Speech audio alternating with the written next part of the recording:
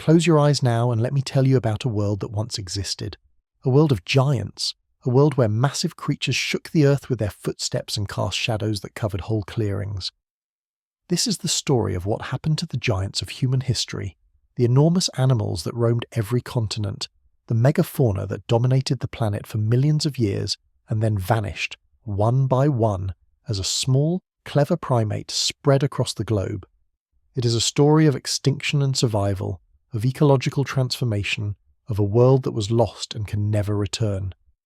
And it is a story that reveals something profound about our own species, about our power to reshape the world, about the consequences that follow when humans arrive somewhere new. If you enjoy these sleep stories, take a moment to leave a comment below telling me where you're watching from tonight, and what topic you would like me to cover next. And if this story helps you drift off while learning something profound about human history, please subscribe to the channel and share this video with someone who might enjoy it. Now, let me take you back to a time when giants walked the earth, and humans were just beginning their long journey across the continents. The world was different then. If you could travel back 50,000 years and stand on any continent, you would see animals that seem impossible today, creatures so large that they would dwarf anything now living outside the oceans. Mammoths and mastodons wandered the northern lands, their curved tusks gleaming, their shaggy coats keeping them warm in the Ice Age cold. Giant ground sloths, some as large as elephants, moved slowly through the forests of the Americas, reaching up with massive claws to pull down branches. Saber-toothed cats prowled every continent except Australia and Antarctica, their elongated canine teeth designed to take down prey far larger than themselves. In Australia, giant wombats the size of rhinoceroses grazed on the plains, while enormous kangaroos stood as tall as a man and looked down at the landscape from heights no modern kangaroo approaches. Giant flightless birds, some over 3 meters tall, stalked through the forests of New Zealand, Madagascar and Australia. In South America, glyptodonts, armoured mammals the size of small cars, trundled across the grasslands, their shells providing protection against predators. Everywhere, the world was populated by giants.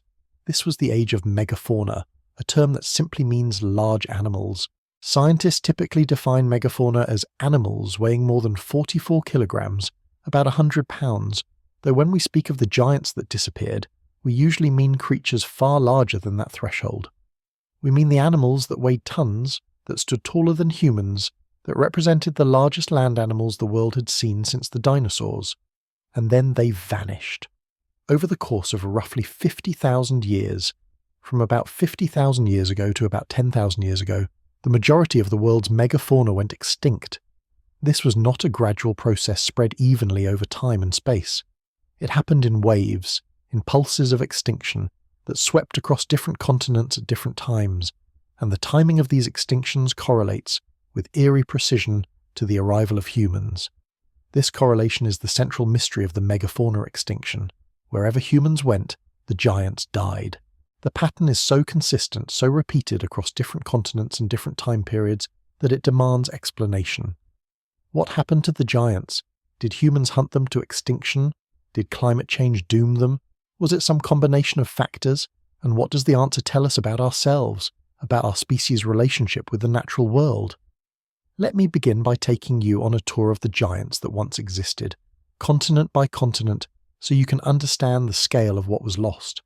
Africa is where the story begins, because Africa is where humans evolved. The megafauna of Africa are the most familiar to us today because many of them still exist. African elephants, the largest land animals on Earth, still roam the savannas and forests. Rhinoceroses, hippopotamuses, giraffes, Cape buffalo, lions, all of these are African megafauna that survive to the present day. But Africa lost giants too. The African elephant we know today is actually smaller than some of its extinct relatives.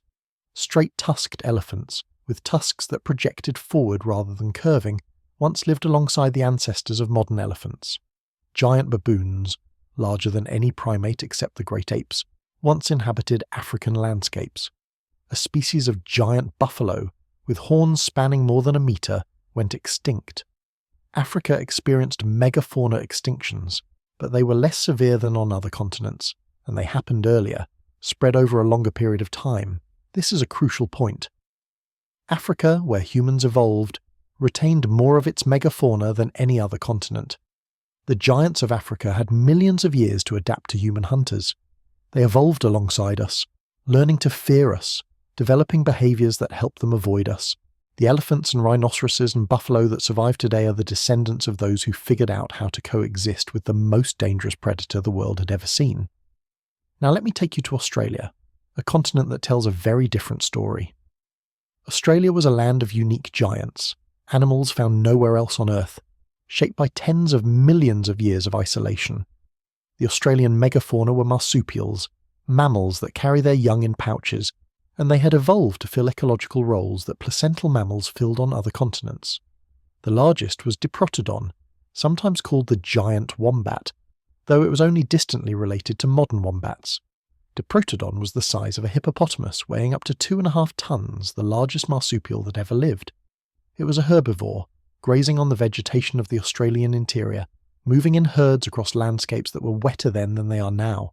Procoptodon was a giant kangaroo standing over 2 meters tall with a face that was short and flat compared to modern kangaroos. Unlike its living relatives, Procoptodon could not hop in the bounding way we associate with kangaroos. It was too large, too heavy. Instead, it probably walked, its massive legs carrying it across the landscape in a gait unlike any animal alive today. Thylacoleo, the marsupial lion, was the apex predator of Pleistocene Australia. Despite its name, it was not related to true lions. It was a marsupial that had evolved to fill the role of a large cat. Thylacoleo had the most powerful bite of any mammal predator ever measured, relative to its size. Its teeth were designed for shearing flesh, and its retractable claws could disembowel prey. It was an ambush predator, waiting in trees or on rocky outcrops to drop onto victims below. Giant monitor lizards, larger than any lizard alive today except perhaps the Komodo dragon, prowled the Australian bush. Megalania, as this creature is called, may have reached lengths of 5 to 7 meters, a true dragon walking the earth. It was a predator, and its presence meant that even large herbivores were not safe. And then there were the giant flightless birds. Genyornis was a massive bird, standing over 2 meters tall with a powerful beak and legs built for running. It was herbivorous, feeding on plants and fruits, living in flocks on the Australian plains.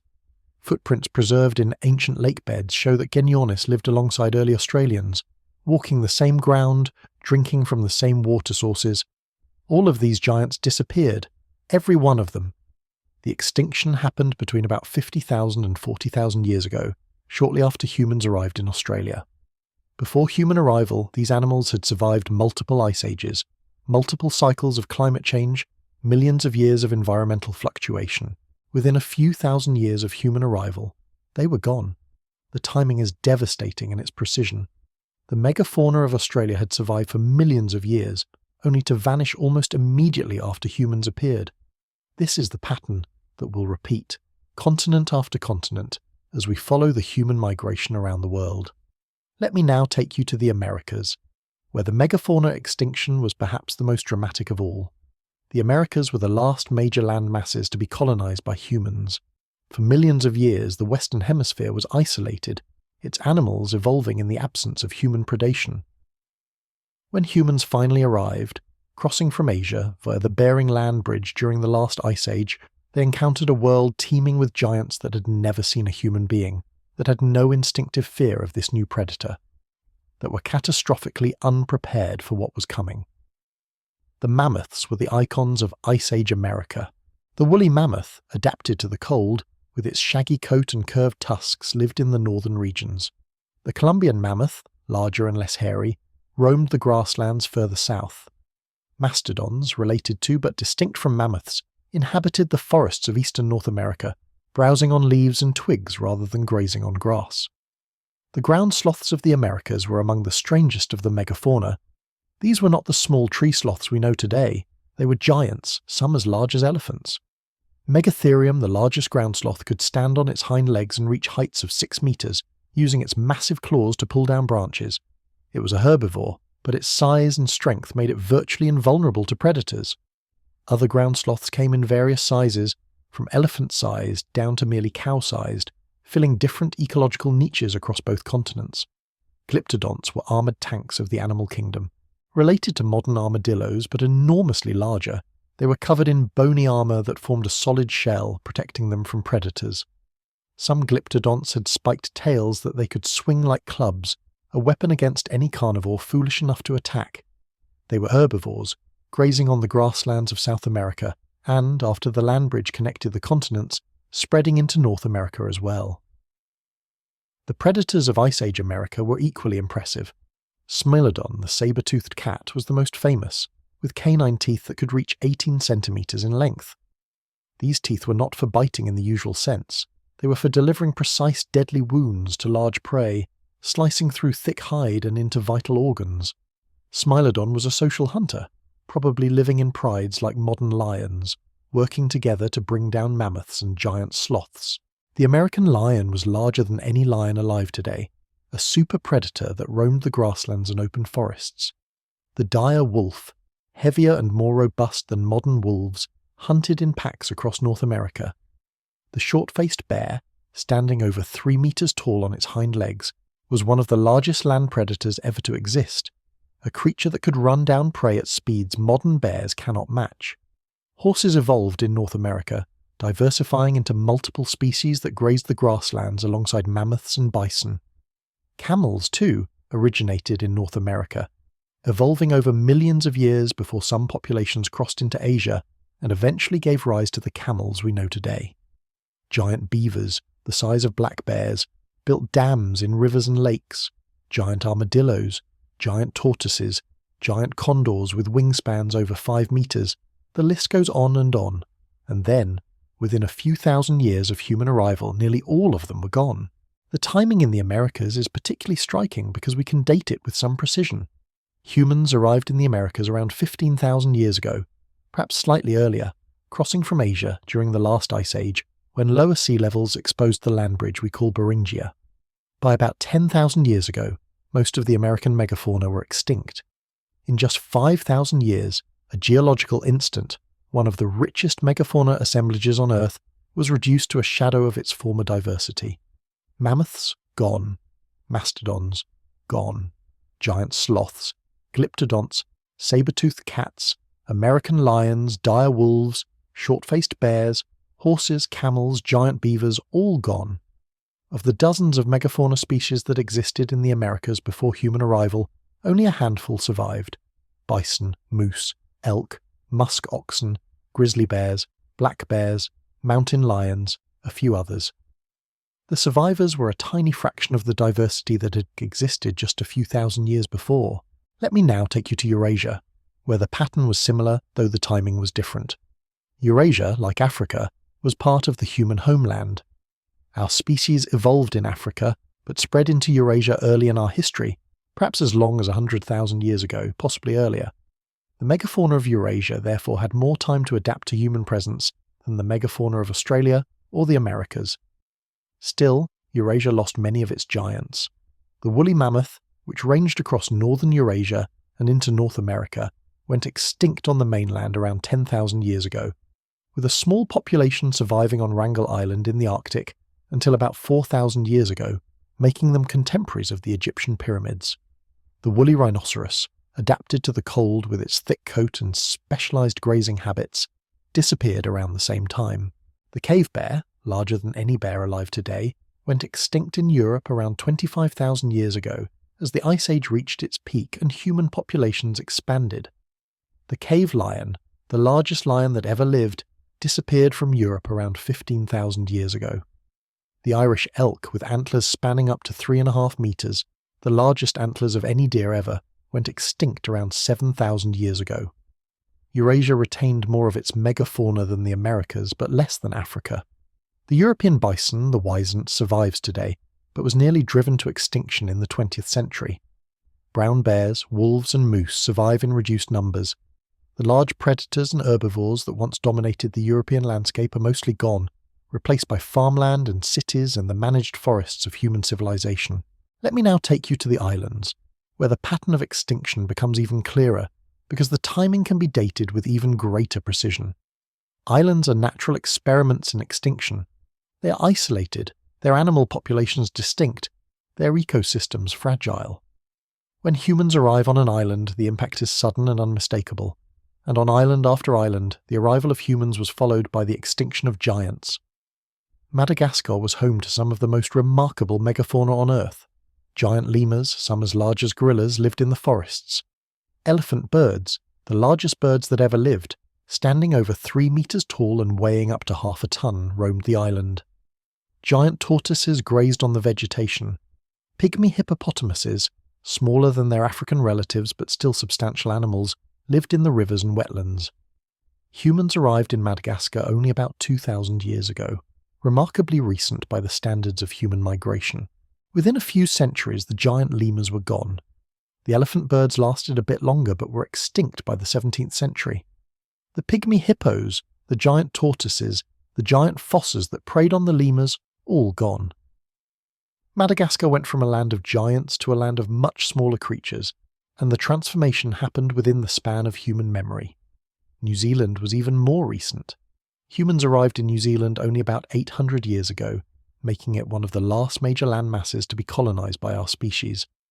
New Zealand had no native land mammals except bats. Its megafauna were birds. And what birds they were! The moa were giant flightless birds, the largest standing nearly 4 meters tall. There were multiple species of moa, filling different ecological niches, from forest browsers to grassland grazers. They had no natural predators and no fear of anything, because nothing in their evolutionary history had prepared them for danger. Hayes eagle was the apex predator of New Zealand, the largest eagle that ever lived, with a wingspan of up to 3 meters and the power to kill moa many times its own weight. It was an ambush predator, diving from above onto prey that never saw it coming. Haast's eagle and the moa had coexisted for millions of years, predator and prey locked in an ancient dance. When humans arrived, both were doomed. The moa, trusting and unafraid, were easy targets for hunters. Within a few centuries, every species of moa was extinct, and without moa to hunt, Haast's eagle could not survive. The great eagle disappeared along with its prey, the end of a predator-prey relationship millions of years in the making. The pattern repeats across the Pacific. Hawaii lost its giant flightless geese and ibises. Fiji lost its giant pigeons and its crocodilians.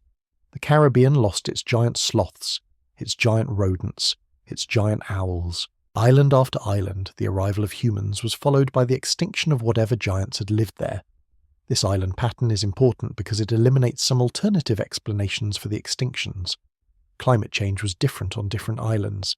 Some islands got wetter while others got drier, some warmed while others cooled. But the extinctions happened on all of them, regardless of the direction of climate change. The only common factor was the arrival of humans. Let me now turn to the theories that attempt to explain what happened to the giants, the scientific debates that have raged for decades over the cause of the megafauna extinction. The first major theory is called the overkill hypothesis. It was most famously articulated by the paleontologist Paul Martin in the 1960s, and it makes a simple, stark claim. Humans hunted the megafauna to extinction. The overkill hypothesis points to the correlation between human arrival and megafauna extinction on every continent and island. It notes that the megafauna of Africa and Eurasia, where humans evolved or arrived early, survived better than the megafauna of Australia and the Americas, where humans were newcomers. It argues that animals which had never encountered human hunters were naive, unafraid, easy to kill, and that human hunting pressure was simply too much for their slow reproducing populations to withstand. The logic is straightforward. Large animals reproduce slowly.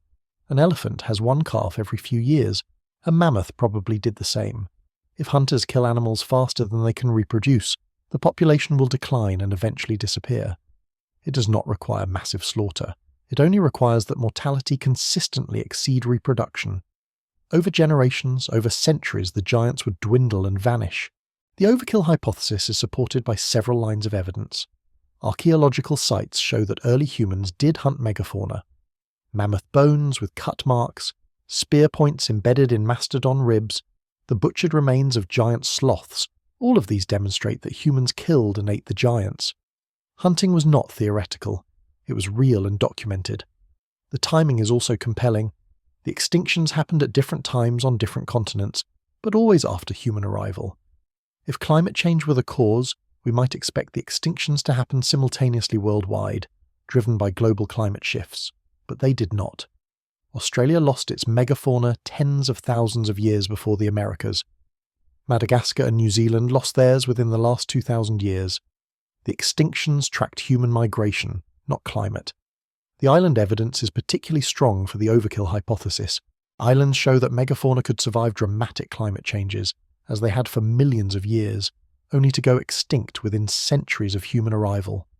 The moa of New Zealand survived the last ice age, survived warming and cooling, survived everything nature threw at them, and then vanished almost instantly after Polynesian settlers arrived. But the overkill hypothesis has critics, and their objections are serious. The second major theory is the climate change hypothesis. It argues that the megafauna extinctions were caused by the dramatic climate shifts at the end of the last ice age, and that human hunting was at most a minor contributing factor. The end of the last ice age, around 12,000 years ago, was a time of rapid and dramatic climate change. Temperatures rose, ice sheets retreated, sea levels increased, and vegetation zones shifted across the continents. The cold, dry grasslands that mammoths and woolly rhinoceroses depended on shrank and fragmented. The forests expanded into areas that had been steppe. The world was transformed in ways that may have been catastrophic for animals adapted to ice age conditions. The climate hypothesis points out that many of the extinct megafauna were specifically adapted to ice age environments. Woolly mammoths had thick coats for cold weather, digestive systems designed for specific types of grasses, migrations tuned to seasonal patterns that no longer exist. When the ice age ended, their world disappeared. Perhaps they simply could not adapt to the new conditions. The climate hypothesis also notes that megafauna extinctions were not universal. Some large animals survived, even in the Americas where the extinctions were most severe. Bison survived, moose survived, grizzly bears survived. If human hunting was driving the extinctions, why did these animals escape? Perhaps they were better able to adapt to the new climate, or perhaps the extinction was more selective than the overkill hypothesis suggests. Critics of the overkill hypothesis point out that direct evidence of human hunting is actually quite rare.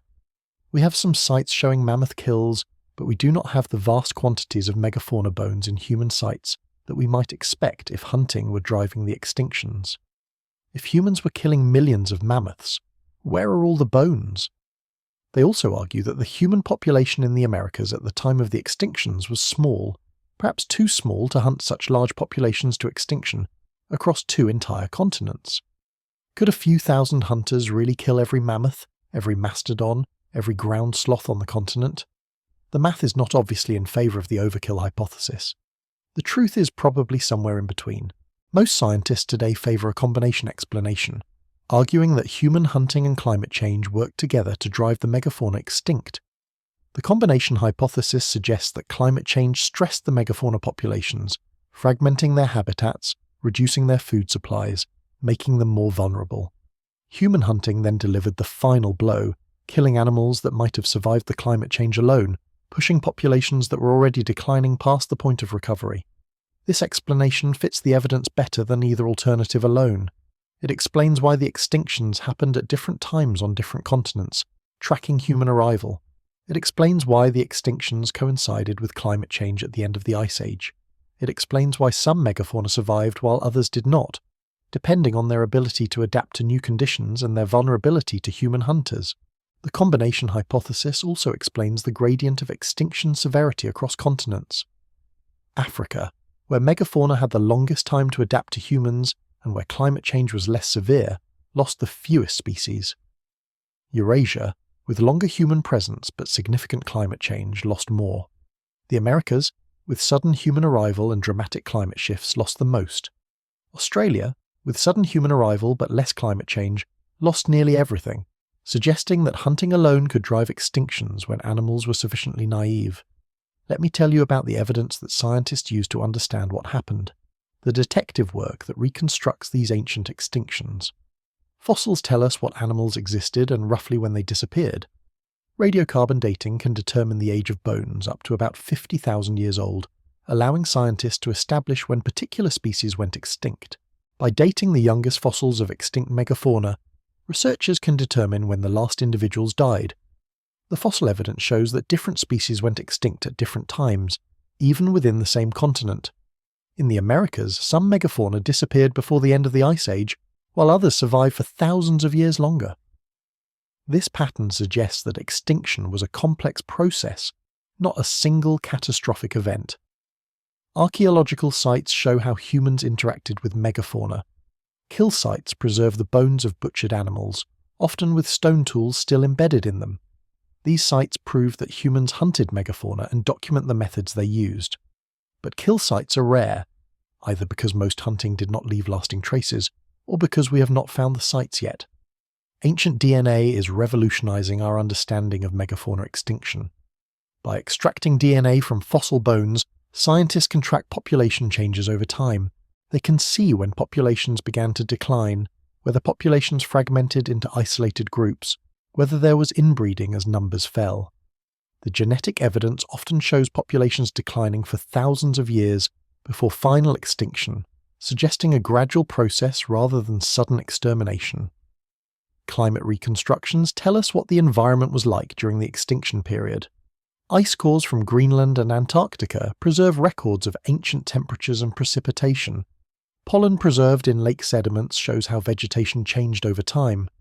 These records let scientists test whether climate change matches the timing of extinctions.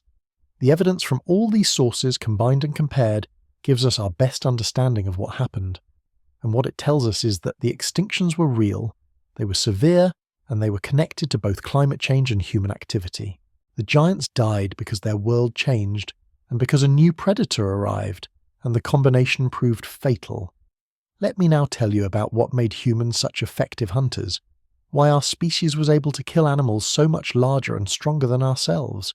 Humans are not impressive predators if you consider only our physical attributes. We are not particularly fast.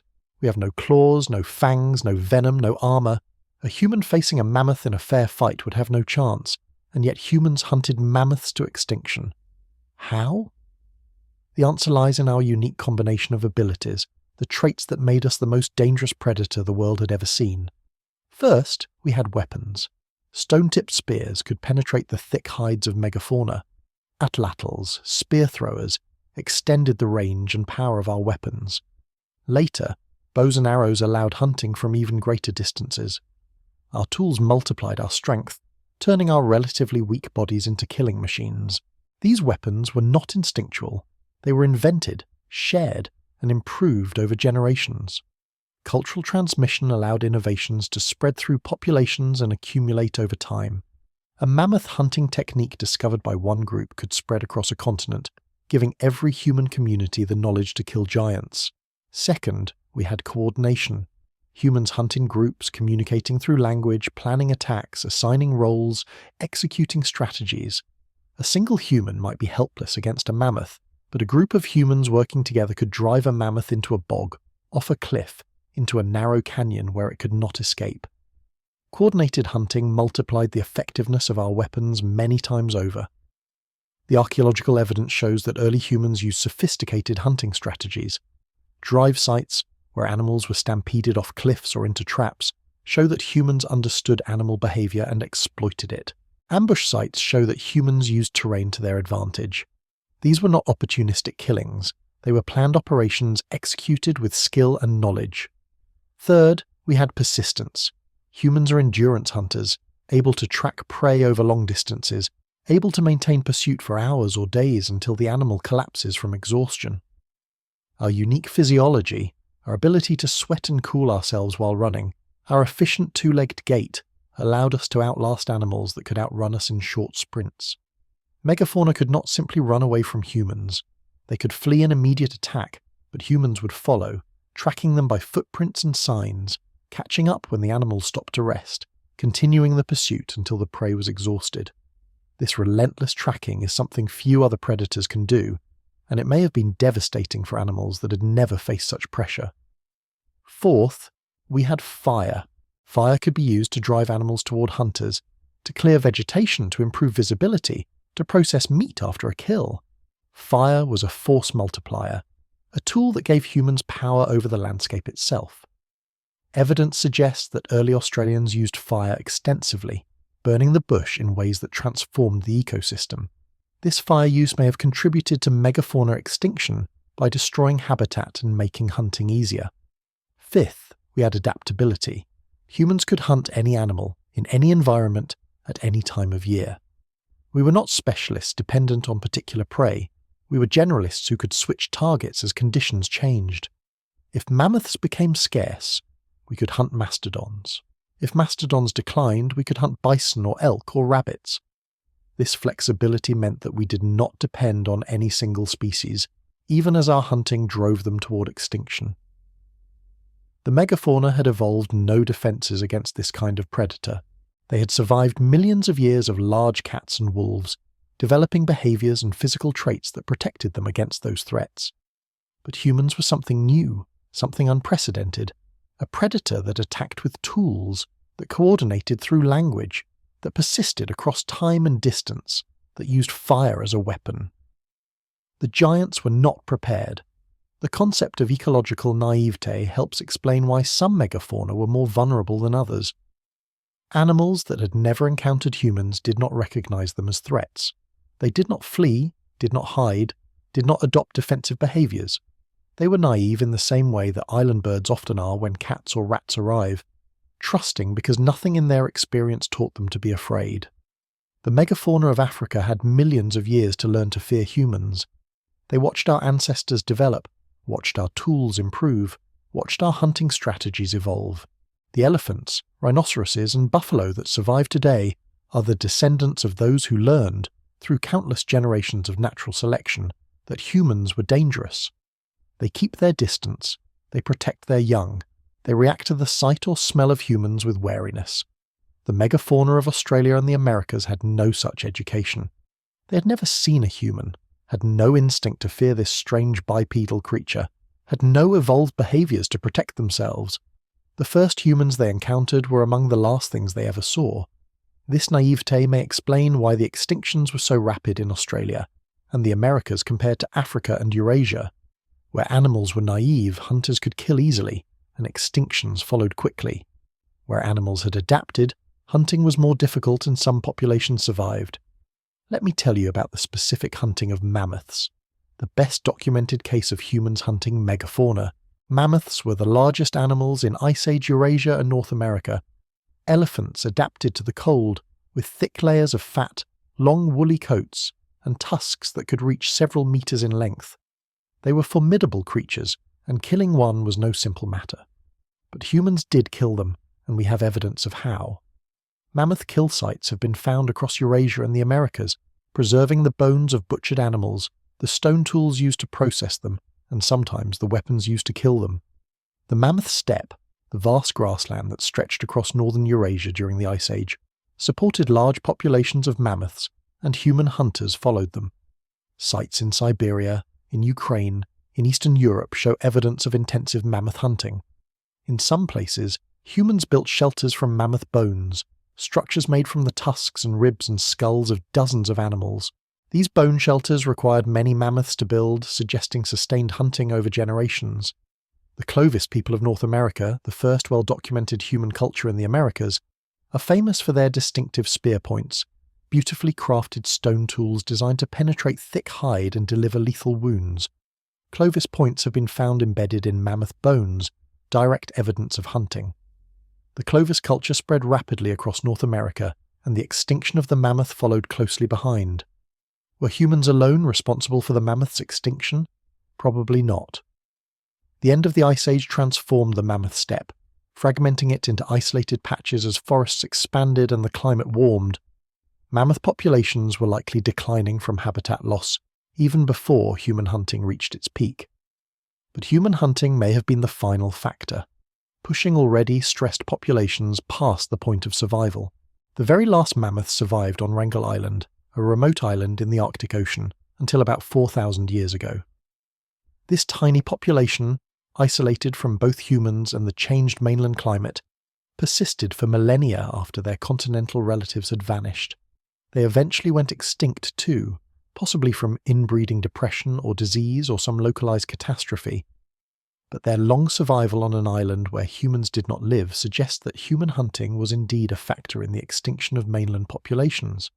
Let me tell you about what the world lost when the giants disappeared, the ecological consequences that continue to shape our world today.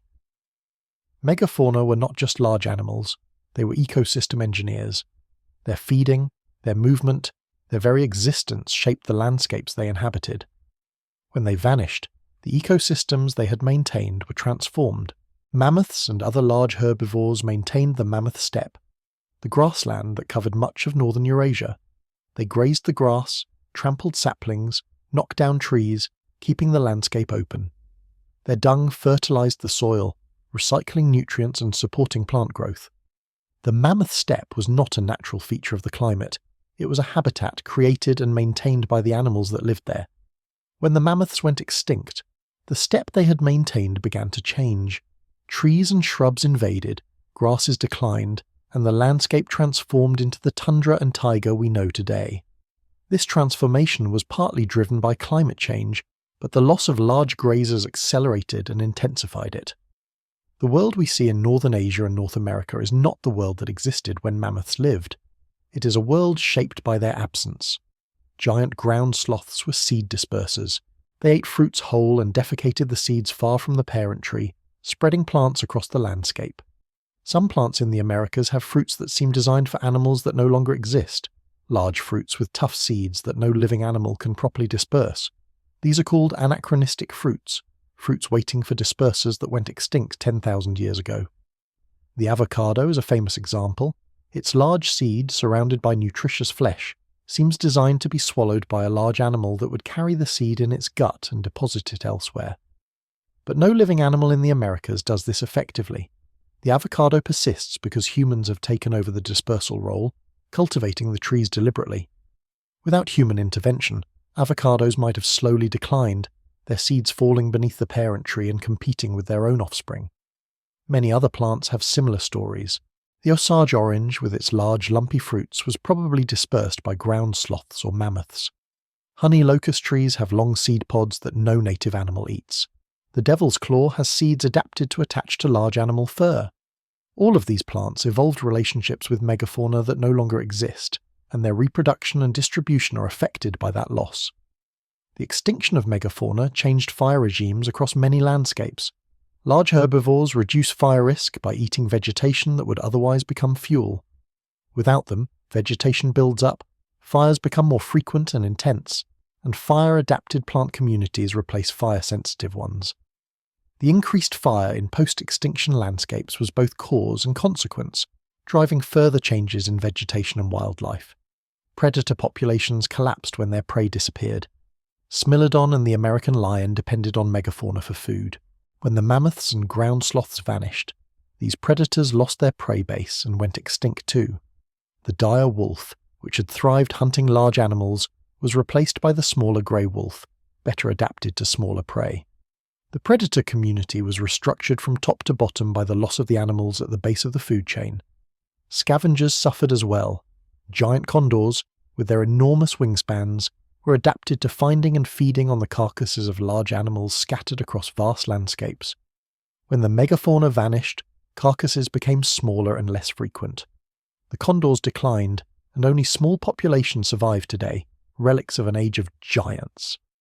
Let me tell you about the survivors, the megafauna that made it through the extinction, and what allowed them to persist when so many others vanished. Some giants survived.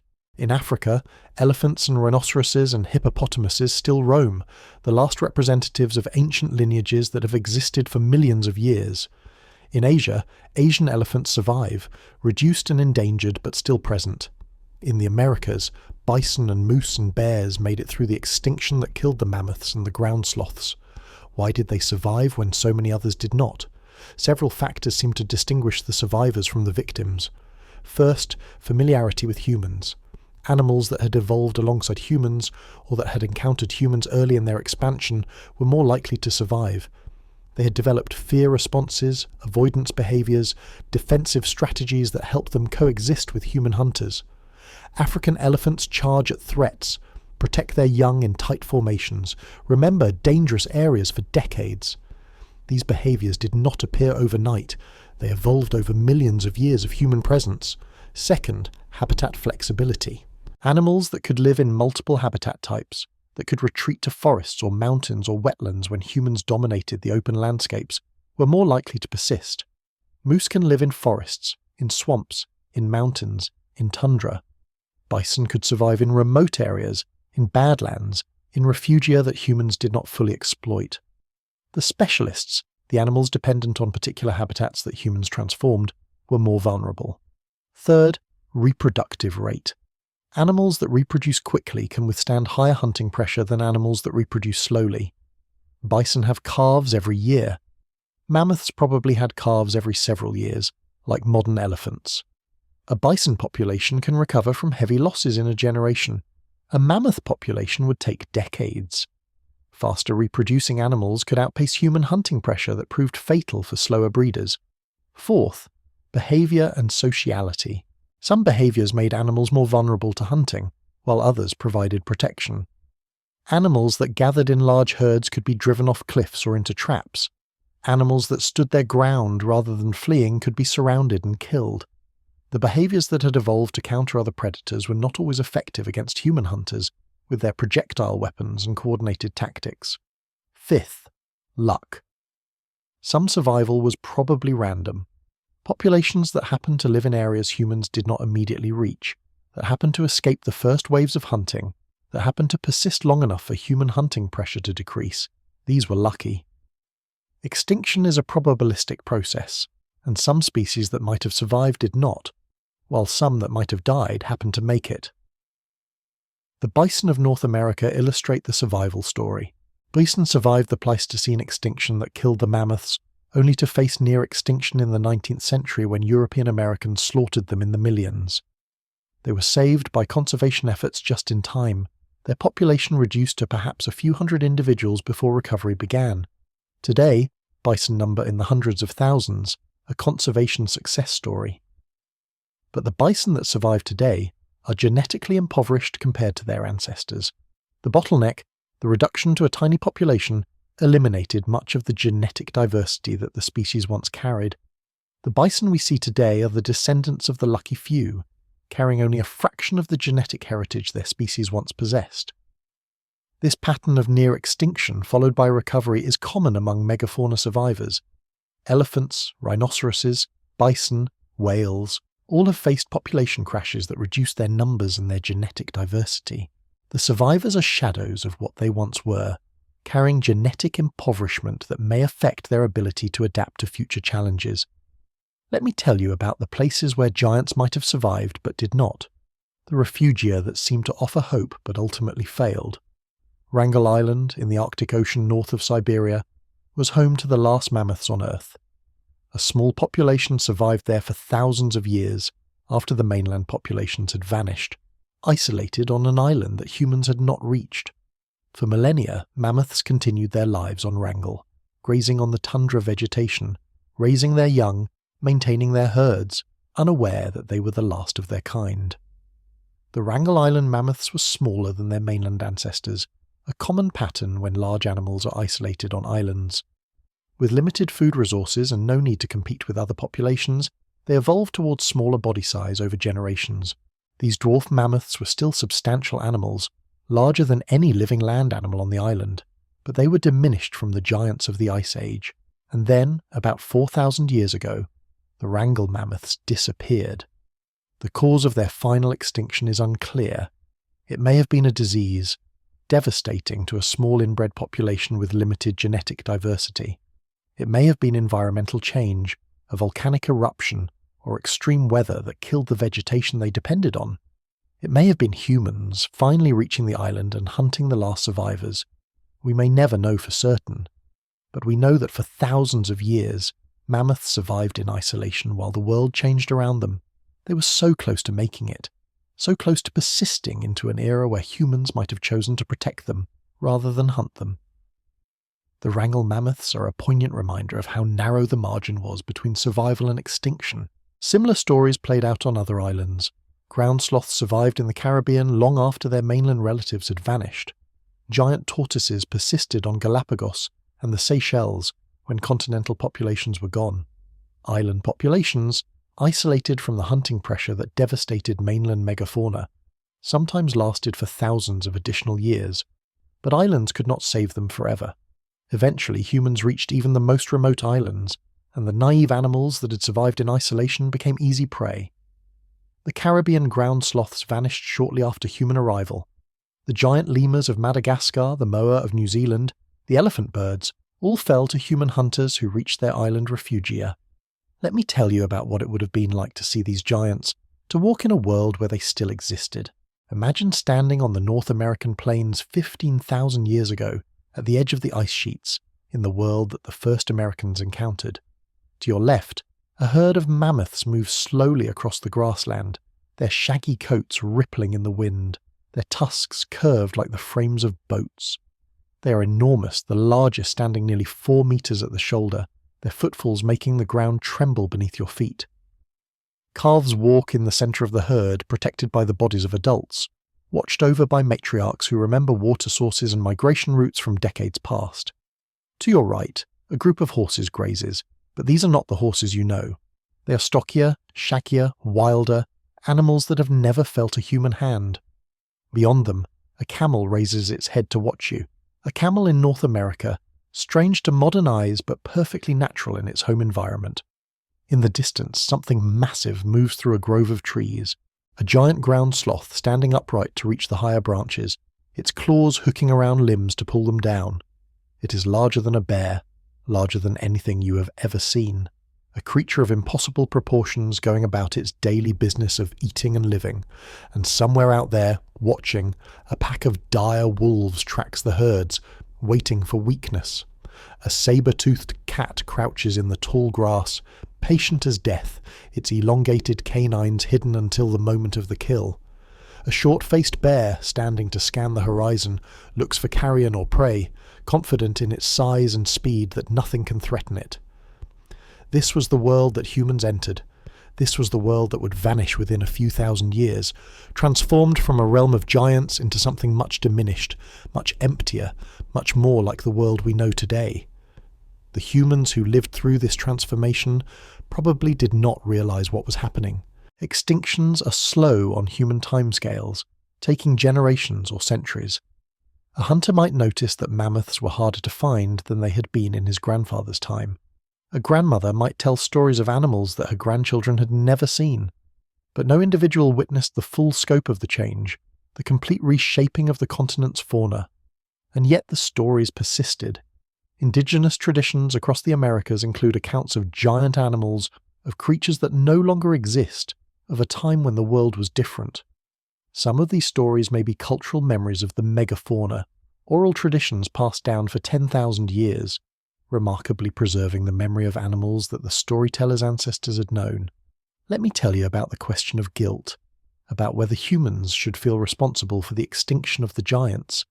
This is a moral question as much as a scientific one, and it has no easy answer. On one hand, the humans who hunted megafauna were doing what all predators do, killing to survive. They did not understand ecology, did not know that they were driving species to extinction, did not have the concepts or the data to realize the consequences of their actions. They were hunting to feed their families, following animal herds as humans had always done, using the skills and tools that their cultures had developed. Can we blame them for succeeding too well?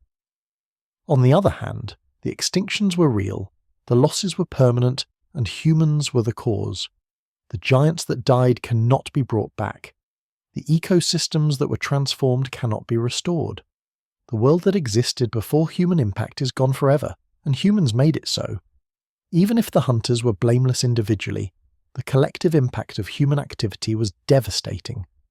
Perhaps the question of guilt is less important than the question of responsibility. Our ancestors may not have known what they were doing, but we know. We understand ecology. We can see the consequences of human impact.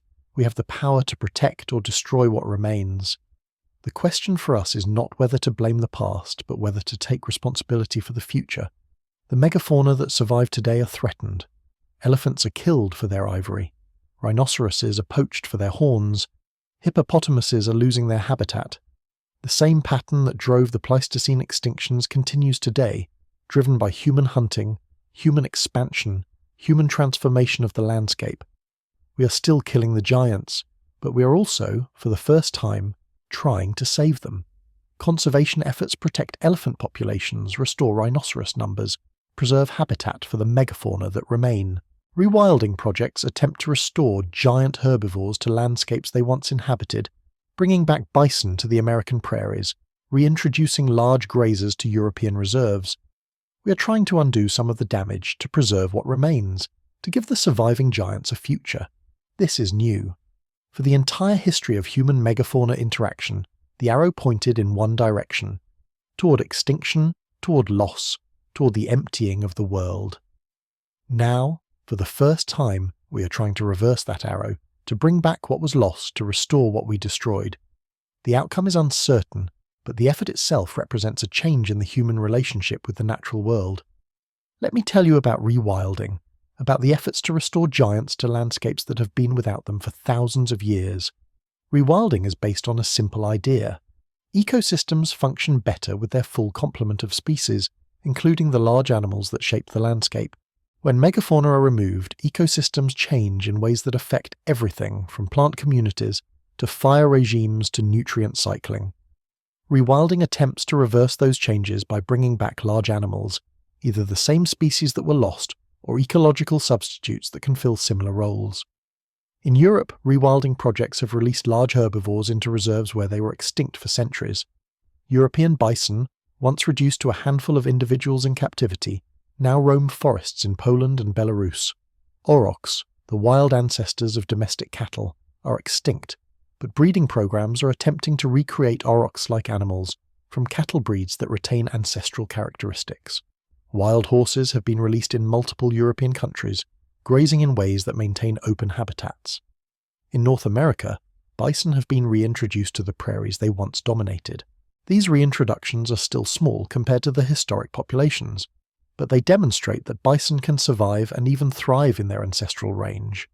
The ecological effects of bison grazing, the creation of habitat for ground-nesting birds, the maintenance of grassland diversity have begun to return to landscapes that were impoverished without them. More ambitious rewilding proposals suggest introducing elephants to the Americas as ecological substitutes for mammoths. Elephants are not mammoths, but they are similar in their ecological effects, their grazing and browsing, their seed dispersal, their impact on vegetation structure. The Pleistocene Park project in Siberia is attempting to restore the mammoth steppe by introducing large herbivores, including bison, musk oxen, and horses, to test whether these animals can recreate the grassland ecosystem that mammoths once maintained. The most ambitious rewilding idea is de-extinction, using genetic technology to bring back extinct species. The woolly mammoth is the most famous target, with several research groups working to create mammoth-elephant hybrids by editing elephant genes to include mammoth characteristics. The goal is not to recreate an exact copy of the mammoth, but to produce an animal that could survive in mammoth habitat, fill the mammoth's ecological role, and effectively restore the mammoth steppe. De-extinction is controversial. Critics argue that the resources spent on bringing back mammoths would be better spent on protecting species that still exist. They question whether the resulting animals would really be mammoths or just strange elephant hybrids. They worry about the ecological effects of introducing an unfamiliar animal to modern ecosystems, and they question whether we have the right to play God with life and death at the species level. Supporters argue that de-extinction could restore ecological functions that have been lost for 10,000 years. They point out that the mammoth steppe, if restored, could help combat climate change by maintaining permafrost and reflecting sunlight. They see de-extinction as the ultimate expression of conservation, the rejection of extinction as permanent, the assertion of human power to repair the damage we have done. The debate over de-extinction is really a debate about the human relationship with nature. Is nature something we should leave alone, allowing extinctions to be permanent and ecosystems to evolve without our interference? Or is nature something we have already transformed so completely that we have a responsibility to manage it, including by bringing back what we destroyed? There is no easy answer. The megafauna extinctions happened so long ago that the ecosystems have adapted to their absence. Bringing back mammoths now would introduce them to a world very different from the one they left. They would encounter new diseases, new competitors, new environments. They might thrive, or they might struggle, or they might cause ecological disruptions we cannot predict. But the conversation itself represents a shift. For most of human history, we have treated megafauna as resources to be exploited or obstacles to be eliminated. Now we're discussing whether to bring them back, whether to restore the world they inhabited, whether to reverse the destruction our species has caused. This is progress, even if the outcome is uncertain. Let me tell you about the genetic legacy of the giants, the DNA that remains even though the animals are gone. We can now extract and sequence ancient DNA from fossil bones, reconstructing the genomes of animals that have been extinct for thousands of years. This technology has revolutionized our understanding of megafauna, revealing details about their biology, their evolution, their populations, and their extinctions.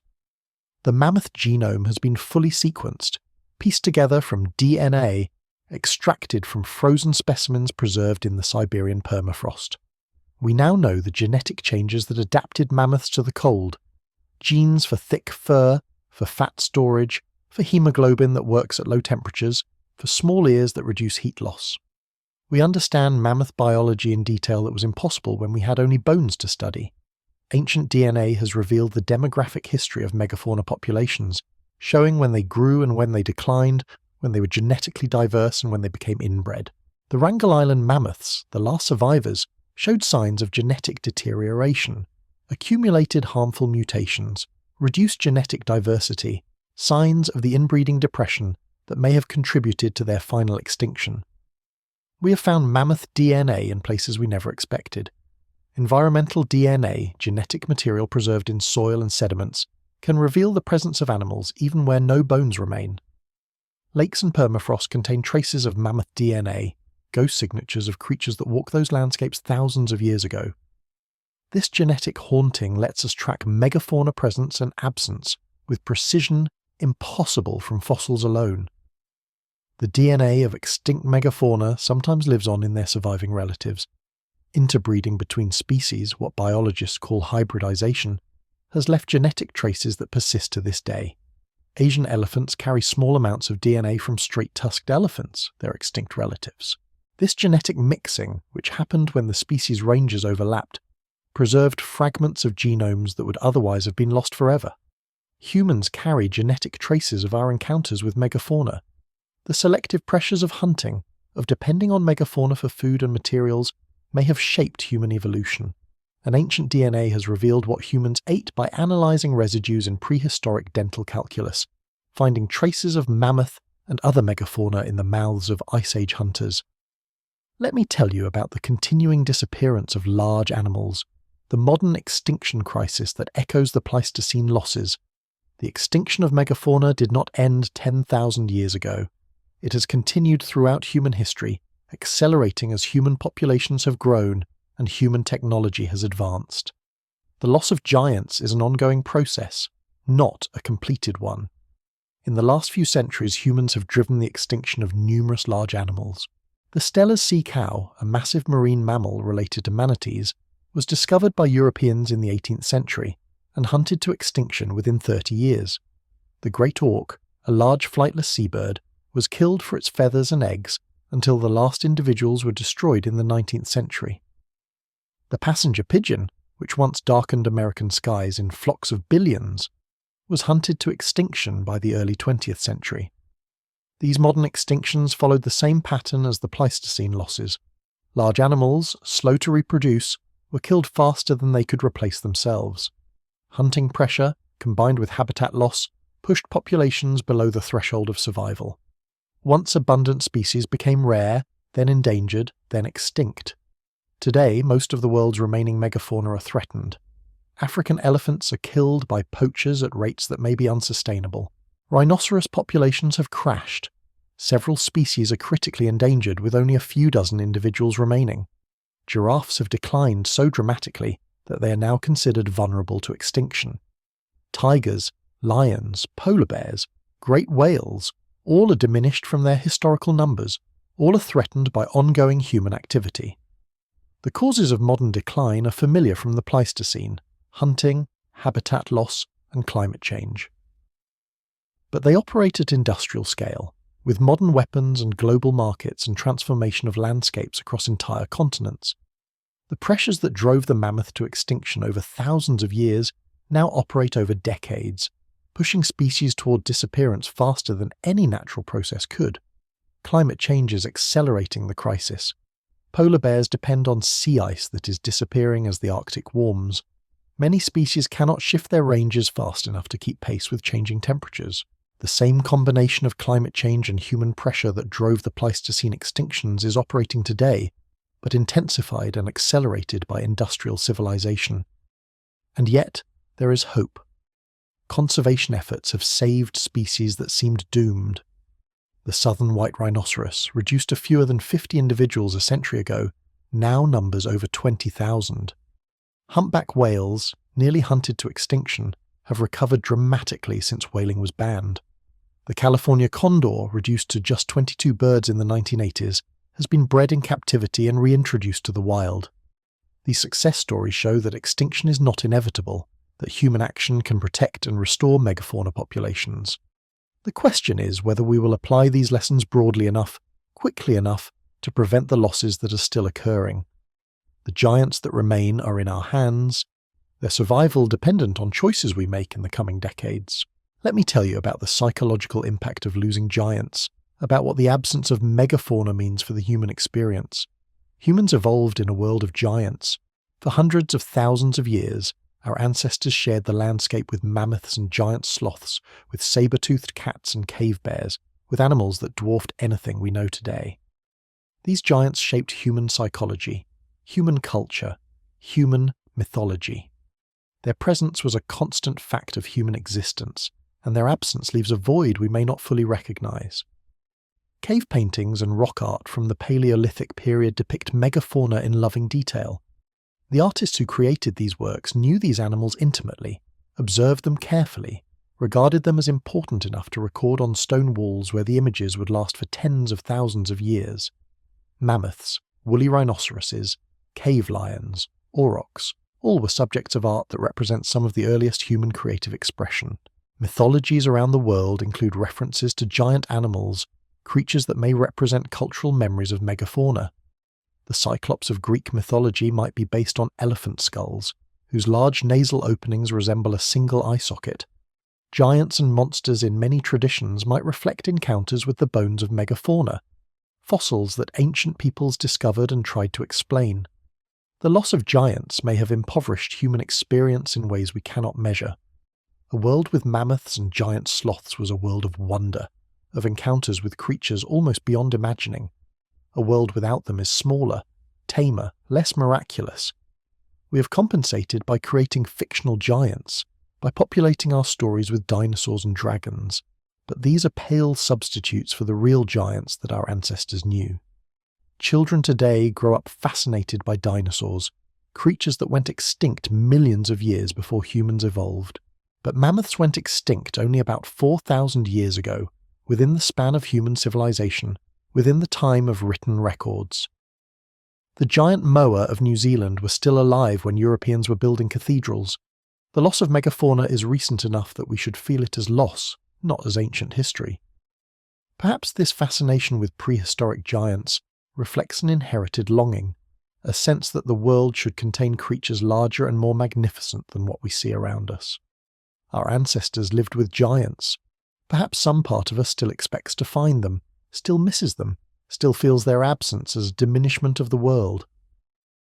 Let me tell you about specific giants in more detail so you can imagine them as they were, living creatures and not just names in a list. The giant ground sloth, Megatherium, was one of the most remarkable animals ever to walk the earth. Imagine an animal the size of an elephant covered in coarse fur standing on its hind legs to reach branches high in the trees. Its claws were massive, curved hooks that could strip bark from trees or disembowel any predator foolish enough to attack. When it walked on all fours, it walked on the sides of its feet. The claws curled inward, giving it an awkward but effective gait. Megatherium was slow, as all sloths are slow. It had no need to be fast. Nothing could threaten it. Its size and its claws made it virtually invulnerable to the saber-toothed cats and dire wolves that preyed on other animals. It spent its days eating, processing vast quantities of vegetation through its specialized digestive system, sleeping in whatever spot it happened to be when sleep overtook it. The ground sloths of the Americas came in many sizes. The smallest were only the size of large dogs. The largest, like Megatherium, weighed several tons. They filled niches from forest floor to treetop, from browsing on leaves to grazing on grass. They were diverse and successful, a whole radiation of sloth species that had evolved over millions of years of South American isolation. When the land bridge formed connecting South and North America, ground sloths spread northward, colonizing new habitats, reaching as far as Alaska. They were adaptable, able to survive in environments from tropical forest to cold grassland. They should have been survivors, should have weathered the changes at the end of the Ice Age, should still be with us today. But they met humans, and within a few thousand years, every ground sloth species on both continents was extinct. The last ground sloth survived in the Caribbean, on islands that humans reached late. Cuban ground sloths smaller than their mainland relatives persisted until perhaps 5,000 years ago, making them among the last of their kind. The people who hunted them to extinction may have told stories of the strange, slow creatures their grandparents had known. Let me tell you about the saber-toothed cats, the most iconic predators of the Ice Age. Smilodon was not a true cat in the modern sense. It belonged to a separate branch of the cat family that has no living representatives. Its famous teeth, those elongated canines that could reach 18 centimeters in length, were not just large, they were specialized tools for killing in a particular way. Unlike modern cats, which kill with a bite to the throat that suffocates the prey, Smilodon killed with a stabbing bite that severed blood vessels and caused rapid blood loss. Its jaws could open extraordinarily wide, nearly 90 degrees, to clear those long teeth for the killing strike. Once the teeth were embedded in the prey's flesh, powerful neck muscles would pull the head back, slicing through tissue like twin sabers. This killing technique was adapted for large prey. A lion can suffocate a zebra with a throat bite, but a mammoth's throat is too thick for that approach. Smilodon's stabbing technique could penetrate thick hide and reach vital areas that a normal bite could not. The saber teeth were mammoth-killing tools, specialized equipment for taking down the largest animals on the planet. Smilodon was social. Fossil evidence from tar pits, where many individuals were trapped together, suggests that saber-toothed cats lived in groups, probably hunting cooperatively like modern lions. A lone Smilodon might struggle to bring down a mammoth, but a pride working together could isolate an individual, wear it down, and deliver the killing blows. When the Megafauna died, Smilodon died with them. The specialized predator could not survive without specialized prey. Smaller animals were not worth hunting with those enormous teeth. They would break against bone or simply be more trouble than they were worth. Smilodon was locked into its niche, and when that niche disappeared, it had nowhere to go. The tar pits of La Brea in Los Angeles have preserved thousands of Smilodon fossils, more than any other site in the world. The tar was a death trap, catching animals that wandered onto its deceptively solid surface, then drawing predators who saw easy prey. Smilodon came to feed and died, their bones sinking into the tar to be preserved for thousands of years. We know Smilodon in extraordinary detail because of these tar pit fossils. We know what they ate, from isotope analysis of their bones. We know how they moved from the structure of their skeletons. We know their injuries, healed bones that show the hazards of hunting large prey. We can almost see them, these great cats that ruled the Ice Age world, preserved in tar as if waiting to be discovered. Let me tell you about the Irish elk, one of the most spectacular of the megafauna, an animal of almost impossible proportions. The Irish elk was not really an elk, and it was not found only in Ireland. It was a deer, the largest deer that ever lived, and it ranged across Europe and Asia during the Ice Age. Its most distinctive feature was its antlers, which in large males could span up to 3.5 meters, the largest antlers of any animal ever. Those antlers were displays used in competition for mates, not in fighting.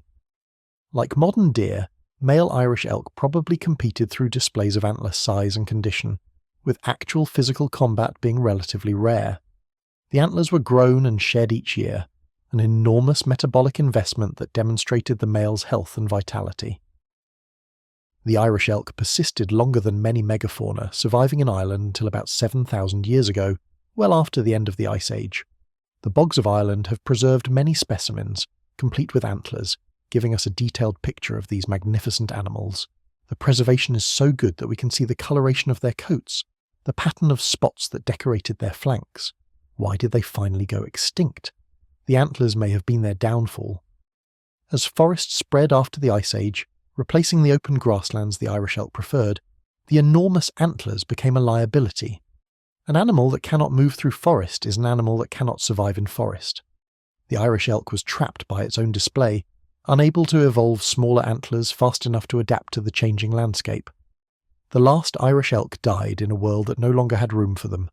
The open steppes had become forests, the climate had warmed, and the enormous antlers that had won them mates for millions of years now caught on branches and prevented escape from predators. They were magnificent to the end, but magnificence could not save them. Let me tell you about the elephant birds of Madagascar, giants among birds, among the largest birds that ever lived. Elephant birds stood over 3 meters tall and weighed up to half a ton. They were flightless, their wings reduced to useless stubs, their legs powerful pillars that carried them across the Malagasy landscape. They were herbivores, feeding on fruits and plants, playing important roles in seed dispersal. Their eggs were enormous, the largest eggs of any known animal, with a volume equal to about 160 chicken eggs.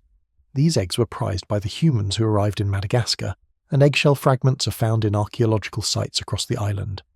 People ate elephant bird eggs, and they probably ate elephant birds too. The elephant birds had no experience with human predators. Madagascar had been isolated for millions of years, its animals evolving in the absence of large mammalian predators. When humans arrived, about 2,000 years ago, the elephant birds had no instinct to flee, no behaviour to protect themselves from these strange new creatures. Within a few centuries the elephant birds were extinct. The last individuals probably died around the 17th century, possibly later. Reports from that period describe large birds that match elephant bird descriptions. The people who killed them may not have known they were killing the last of a species that had existed for millions of years. The extinction of the elephant birds changed Madagascar's ecosystems. Plants that had depended on elephant birds for seed dispersal lost their partners. Forests changed in composition, as some species declined without their dispersers. The ecological effects of losing such large animals rippled through the ecosystem for generations. Let me tell you about Glyptodon, the armoured giant of South America, an animal like a living tank. Glyptodon was related to modern armadillos but enormously larger, some species reaching the size of a small car. Its body was covered in a solid dome of bony armour, thousands of small plates fused together into an impenetrable shell. Unlike modern armadillos, Glyptodon could not curl into a ball. Its armour was fixed, a permanent shell that protected it from birth to death. Some Glyptodonts had spiked tails that they could swing like medieval maces. The tail clubs were covered in bony knobs, and the muscular tail could deliver devastating blows to predators or rivals. Males probably used these tails in combat with each other, fighting for mates with weapons that could crack bone. Inside its armour, Glyptodon was a grazing machine, a herbivore that spent its days eating grass and other vegetation. Its teeth were adapted for grinding plant material, and its digestive system could extract nutrition from tough fibrous foods. It was slow and probably not very intelligent, but it did not need speed or brains. Nothing could get through that armour, except humans. The armour that had protected Glyptodon for millions of years was useless against human hunters, who could flip the animal onto its back or find gaps in the shell. Archaeological evidence shows that early South Americans hunted Glyptodonts, and some researchers believe that people used the empty shells as shelters, ready-made domes that could protect a family from the elements. The image of humans sheltering in Glyptodont shells captures something essential about the relationship between people and megafauna. The giants that had dominated the landscape became resources for human survival. Their deaths provided food, their bones provided tools, their shells provided shelter. The megafauna that had shaped the ecosystem became materials for human life. Let me tell you about the sounds of the Ice Age world, the voices of giants that have been silenced forever. We cannot know exactly what mammoths sounded like, but we can make educated guesses based on their closest living relatives. Modern elephants communicate with a remarkable range of vocalizations, from high-pitched trumpets to deep rumbles so low in frequency that humans can barely hear them. These infrasonic calls can travel for miles, allowing elephants to communicate across vast distances. Mammoths probably made similar sounds. Imagine the rumble of a mammoth herd communicating across the steppe, sounds you might feel in your chest before you heard them with your ears. Imagine the trumpet of an alarmed mammoth, warning of predators or rival herds. Imagine the contact calls of a mother and calf, maintaining their bond across the grassland. These sounds filled the Ice Age world and then fell silent. The howls of dire wolves echoed across North America, probably similar to the howls of modern wolves but perhaps deeper, reflecting their larger size. Packs of dire wolves would have coordinated their hunts with calls, would have defended their territories with howls, would have filled the night with sounds that are now heard only in our imagination. Saber-toothed cats probably did not roar like modern lions. Their throat structure was different, their vocal apparatus suited to different sounds. They may have produced sounds more like modern cougars, screams and yowls rather than the deep roar of a lion. Whatever they sounded like, the sound of a smilodon calling across the twilight is a sound no human will ever hear. The giant ground sloths were probably quiet animals. Modern sloths make few sounds, and their giant relatives may have been similarly silent. But even silence is part of a soundscape, and the rustle of a megatherium moving through vegetation, the crunch of branches as it fed, the thud of its footsteps on the ground, all of these are sounds that no longer exist. The moa of New Zealand are one of the few extinct megafauna whose calls have been reconstructed. Scientists have studied the structure of moa skulls and compared them to living birds, estimating what sounds the moa could have produced. The result is a deep booming call, like a resonant drum, a sound that would have echoed through New Zealand forest for millions of years before falling silent 800 years ago. The world we live in is quieter than the world our ancestors knew. The sounds of giants, the calls and rumbles and howls that filled the Pleistocene, are gone. We live in the echo of that vanished soundscape, in a world that seems complete, until we remember what has been lost. Let me tell you about the first humans who saw these giants, the people who lived alongside mammoths and ground sloths and saber-toothed cats. The first Americans crossed from Asia during the last ice age, when lower sea levels exposed a land bridge connecting Siberia to Alaska. They came on foot, following herds of mammoth and horse and caribou, spreading southward through an unfamiliar land full of animals they had never seen. What must it have been like to be among those first Americans, to walk into a landscape where no human had ever walked, where the animals had no fear of you, where giants roamed in numbers beyond counting? It must have seemed like paradise, an endless hunting ground, a land of impossible abundance. These first Americans were skilled hunters, bringing techniques and technologies developed in Asia over thousands of years. They knew how to work stone, how to make spears and atlatls, how to coordinate hunts and process kills. They came with all the knowledge accumulated by their ancestors, and they applied it to the naive megafauna of the Americas. The Clovis people, named for a site in New Mexico, where their distinctive spear points were first discovered, spread across North America with remarkable speed. Within a few centuries, Clovis artifacts appear from coast to coast, evidence of a rapid expansion across the continent. The speed suggests either that population growth was explosive or that small groups moved quickly through the landscape, perhaps following the herds they hunted. What happened to the megafauna in their wake is written in the fossil record. Species after species disappeared, their bones dating to the period of Clovis expansion, their last appearances correlating with the arrival of human hunters. The Clovis expansion was a wave of extinction, whether or not the hunters realized it. The people who came after Clovis lived in a different world, a world already emptied of most of its giants. The Folsom culture which succeeded Clovis hunted bison, not mammoths, because the mammoths were gone. Each successive culture adapted to the fauna that remained, never knowing what had existed before, but stories may have persisted. Indigenous traditions across the Americas include accounts of giant animals, of creatures that no longer exist. Some of these stories match the megafauna remarkably well, describing animals with long noses or tusks, giant sloths and massive bears. Were these stories cultural memories passed down for 10,000 years? We cannot know for certain, but the possibility is haunting. Let me tell you about the last individuals, the final members of species that had existed for millions of years. Every extinction has a last individual, a final animal that dies without replacement, ending a lineage that may have persisted for millions of years. We do not know the identities of these last individuals. We do not know their stories. We know only that they existed, that at some point there was one final mammoth, one final ground sloth, one final saber-toothed cat, and then there were none.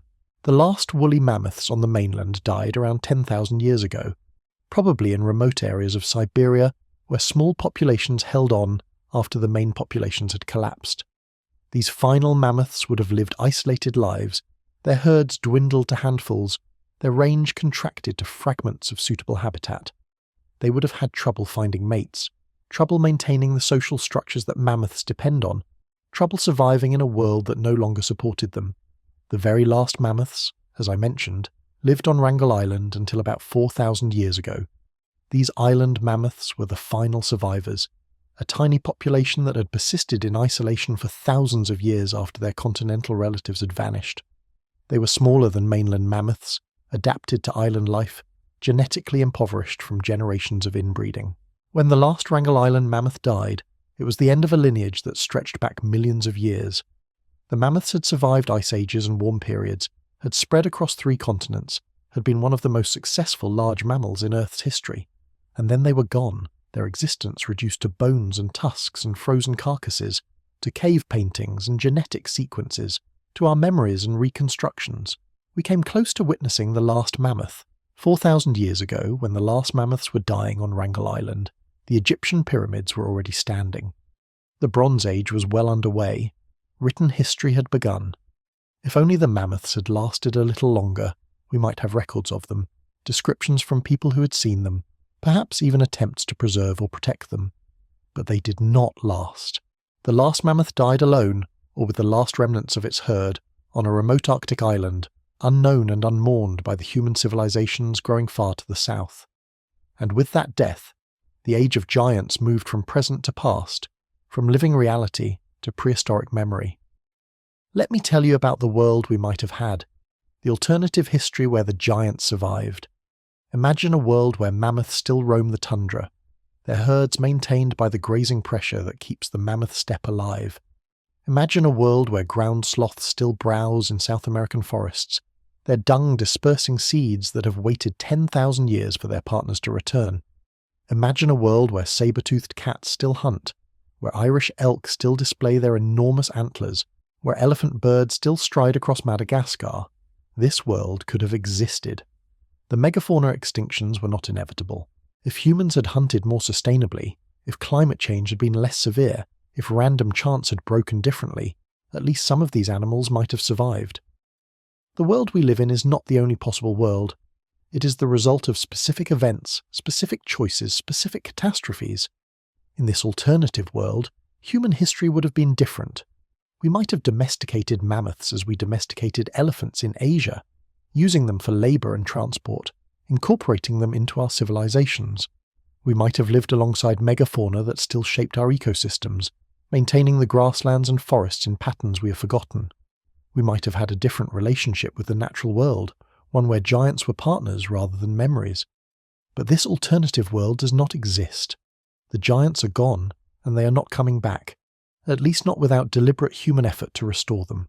We live in the aftermath of their extinction, in a world shaped by their absence, in ecosystems still adjusting to the loss of their largest members. This is the world we have inherited. It is a world diminished from what it was, but it is still a world full of wonder, still a world where large animals survive, still a world where we can choose to protect what remains. The giants of the past are gone, but the giants of the present, the elephants and whales and great apes, still depend on our choices. Their fate is in our hands, as the fate of the mammoths and ground sloths was in the hands of our ancestors. Let me tell you about the strange places where giants persist, the corners of the world where megafauna has survived against all odds.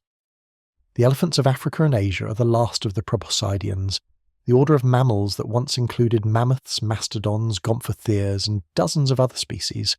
For tens of millions of years, proboscideans were found on every continent except Australia and Antarctica. Now they survive only in shrinking pockets of Africa and Asia, the final remnants of a once global dynasty. African elephants are the largest land animals on Earth, but they are smaller than their ancestors. The largest African elephants today weigh about 6 tons. The largest mammoths may have reached 10 tons or more. The elephants we see today are diminished from what their lineage once produced, survivors of a long decline that continues even now. Asian elephants are smaller still and more endangered. Fewer than 50,000 survive in the wild, their habitat fragmented by human development, their populations isolated and vulnerable. The Asian elephant may be following the path of the mammoth, slowly declining toward extinction, as human pressure increases and suitable habitat disappears. The rhinoceroses are another group of megafauna survivors, and they are in even more trouble than the elephants. 5 species of rhinoceros survive today, down from dozens of species that existed during the megafauna heyday. 2 of the 5, the Sumatran rhinoceros and the Javan rhinoceros, have populations so small that their extinction seems almost inevitable without massive intervention. The Sumatran rhinoceros is the smallest living rhinoceros and the only Asian rhinoceros with 2 horns. It is also the closest living relative of the woolly rhinoceros, carrying genetic material from an extinct lineage that reached its peak during the Ice Age. Fewer than 80 Sumatran rhinoceroses survive, scattered across fragmented forests in Indonesia and Malaysia, too few to maintain genetic diversity, too isolated to find mates. The northern white rhinoceros is functionally extinct. Only 2 individuals survive, both females, both too old to reproduce naturally. Scientists are attempting to save the subspecies through assisted reproduction, using preserved genetic material from deceased males and surrogate mothers from the southern white rhinoceros. It is a desperate attempt to prevent the final extinction of a lineage that has existed for millions of years. Hippopotamuses survive in Africa, their populations reduced but still substantial. They are the last of their lineage, the only surviving species of a family that once included giant forms in multiple continents. Madagascar had pygmy hippopotamuses until recently, small versions of their African relatives that survived on the island until humans arrived. Now only the common hippo remains, a megafauna survivor that is itself declining from habitat loss and hunting. The giant tortoises of Galapagos and the Seychelles are megafauna by any definition, and they are survivors of a much wider distribution. Giant tortoises once lived on many continents and islands, filling ecological roles that their smaller relatives could not. They were slow to reproduce, vulnerable to hunting, easy to catch and store on ships as living provisions. Most were driven to extinction. The island population survived because they were remote, difficult to reach, and eventually protected. The Komodo dragon is the largest lizard on Earth, a living fossil that recalls the giant monitor lizards of the Pleistocene. Komodo dragons can reach 3 meters in length and weigh over 70 kilograms, large enough to kill deer and water buffalo, large enough to be dangerous to humans. They survive on a few Indonesian islands, a remnant population of a species that was once more widespread. These survivors are precious. Each represents millions of years of evolutionary history, unique adaptations found nowhere else, irreplaceable pieces of Earth's biological heritage. Their survival is not guaranteed. Without protection, without habitat preservation, without action against hunting and poaching, they will follow the mammoths and ground sloths into extinction. Let me tell you about what we can do, about the choices that will determine whether the remaining giants survive. Protection from hunting is essential. The immediate cause of many megafauna extinctions was hunting, and hunting remains a major threat to surviving megafauna today. Elephants are killed for their ivory, rhinoceroses for their horns, whales for their meat and oil. These animals reproduce slowly and cannot sustain significant harvest. Without protection from hunting, they will decline and disappear. International agreements like CITES, the Convention on International Trade in Endangered Species, restrict trade in megafauna products. Ivory bans have reduced the market for elephant tusks. Whaling moratoriums have allowed whale populations to recover. These measures work, but they require enforcement, and enforcement requires resources and political will. Habitat preservation is equally important. Megafauna need large areas to sustain viable populations.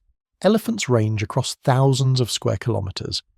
Tigers need enormous territories to find enough prey. Fragmenting habitat into small isolated patches condemns megafauna to local extinctions, cutting populations off from each other, preventing gene flow, reducing genetic diversity. Protected areas, national parks and reserves, provide habitat for megafauna. But protected areas are often too small, too isolated, too poorly funded to sustain large populations. Connecting protected areas with wildlife corridors, allowing animals to move between them, is essential for long-term survival. This requires planning at landscape scales, cooperation between governments and landowners, sustained commitment over decades. Climate change threatens megafauna in new ways. Polar bears depend on sea ice that is disappearing. Many species cannot shift their ranges fast enough to track suitable climate.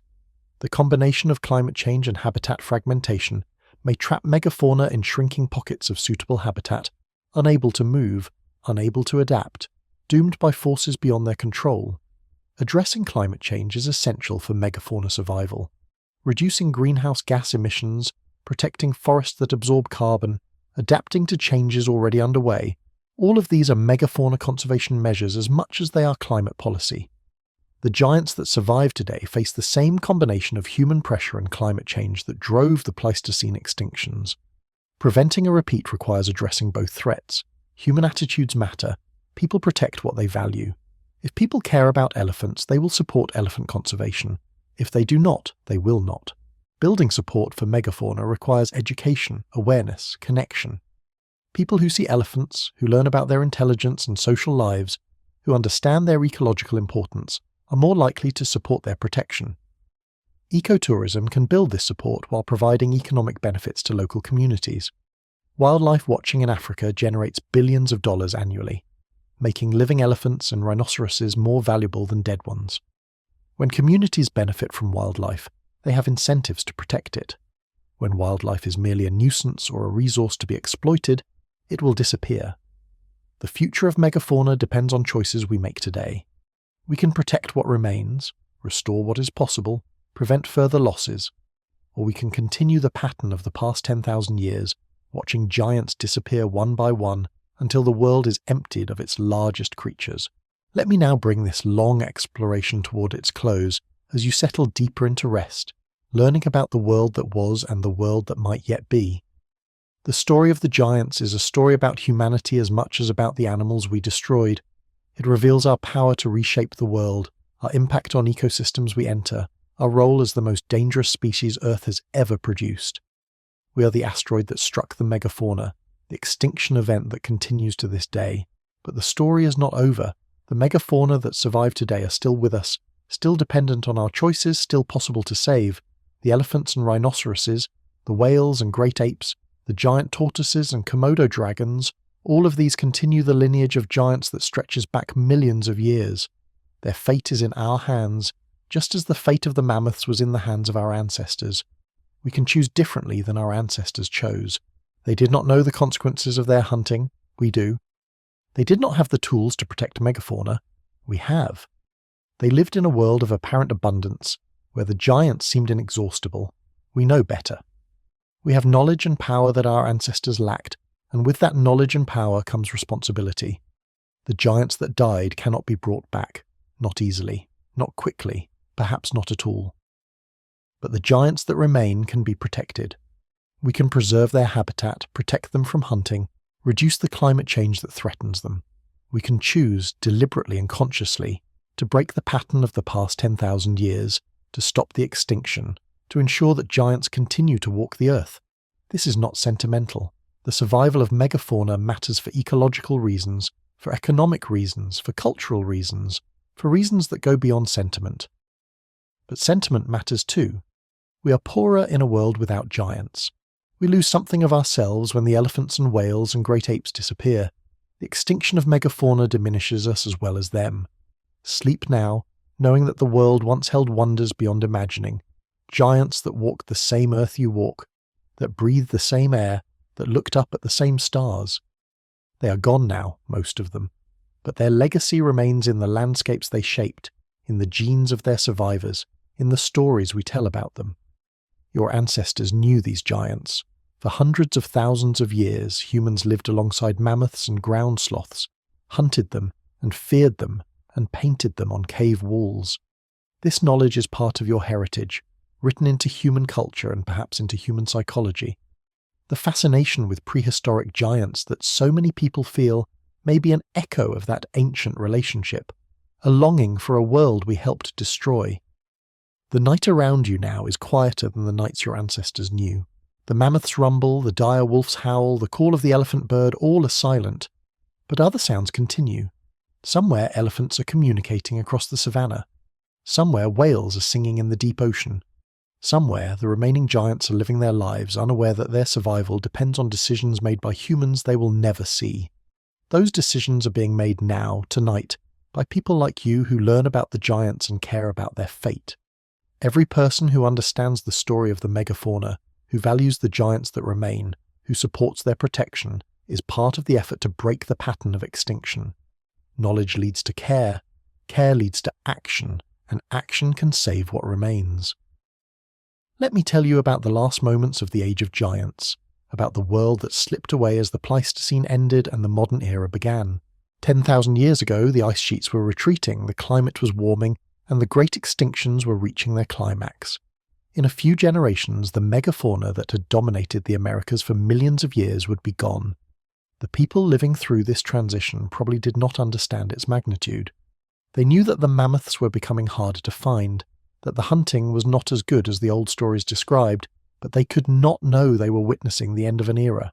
Imagine a hunter at the edge of the retreating ice, watching the last mammoth he will ever see disappear into the distance. He does not know it is the last. He expects to see more tomorrow, or next season, or next year. The scarcity is strange, troubling, but not yet understood as extinction. The concept does not exist in his mind because it has never happened before, not in living memory, not in any story his elders have told. The mammoth walks away, perhaps a lone male, perhaps one of the last of a fragmented herd.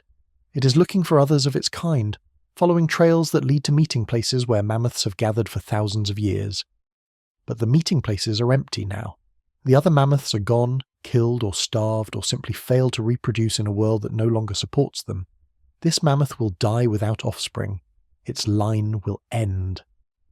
The genetic heritage it carries, refined over millions of years of evolution, will be lost forever. And the hunter who watches it go will never know what he has witnessed. The last glimpse of a species that had existed since before humans were human. Multiply this scene across continents and millennia. The last mastodon dying in a swamp that is becoming too warm. The last ground sloth collapsing from old age without a mate. The last saber-toothed cat starving because there is nothing left to hunt. Each extinction was individual before it was complete. A series of last animals, last moments, last breaths. We are separated from these events by thousands of years, but they are not ancient history in any meaningful sense. The extinctions happened recently, within the span of human existence, within the time that humans have been telling stories and passing knowledge between generations.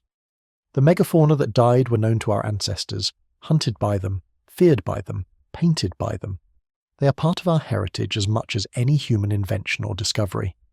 And now they exist only in our memory, in the fossils we dig from the ground, in the reconstructions we build in museums, in the stories we tell on quiet nights like this one.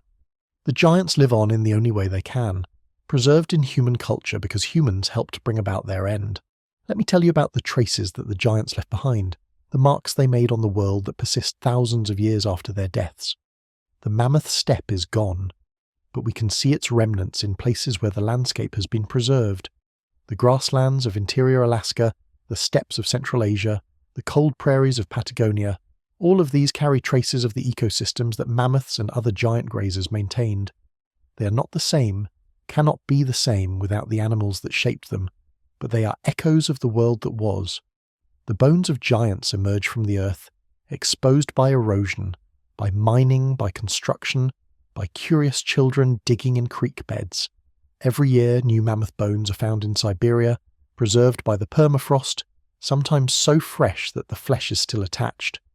These frozen mammoths are windows into the past, sources of DNA and tissue samples that let us understand these animals in ways that bones alone cannot reveal. The tusks of mammoths have been traded for thousands of years. Even ancient peoples valued mammoth ivory, carving it into tools and ornaments, trading it across vast distances. Today, mammoth ivory provides an alternative to elephant ivory, a source of material that does not require killing living animals. The giants continue to provide even in death. The tar pits of La Brea continue to yield fossils, bones that have been preserved in asphalt for tens of thousands of years. New excavations uncover new specimens, adding to our understanding of the Ice Age ecosystem, revealing details about diet and behaviour and disease and injury. The tar pits are a library of the past, and we are still learning to read it. Cave paintings preserve the images of megafauna as they were seen by the people who knew them. The mammoths of Rouffignac, the cave lions of Chauvet, the woolly rhinoceroses of countless European caves, All were painted by artists who had seen these animals, who knew their shapes and colours and movements. These paintings are among the oldest art in the world, and they were created to remember giants. The extinctions changed human culture as well as ecosystems. After the megafauna died, human societies had to adapt, finding new food sources, developing new technologies, creating new relationships with the animals that remained. The transition from Paleolithic to Neolithic, from hunting and gathering to farming and herding, was driven in part by the loss of the megafauna that hunting had once provided. The domestication of animals followed the extinction of wild alternatives. Cattle were domesticated in the Near East around 10,000 years ago as the wild aurochs declined. Horses were domesticated in Central Asia around 5,000 years ago, replacing the wild horses that had been hunted for millennia. Humans formed new partnerships with animals, replacing the hunting relationships that extinction had ended. Even our psychology may carry traces of the giants. The fascination with large animals that appears in childhood may be an evolved interest, a legacy of a time when knowing about large animals was essential for survival. The fear of predators that persists even in people who have never faced one may reflect the presence of saber-toothed cats and cave lions in our evolutionary past. Let me bring this long night's journey to its close, as you drift towards sleep, your mind filled with images of giants. The world you will wake to tomorrow is not the world your ancestors knew. It is smaller, quieter, less wild. The giants that once shaped the landscape are gone, replaced by farms and cities and highways. The megafauna that remain are confined to reserves and parks, their numbers counted, their movements tracked, their survival dependent on human protection.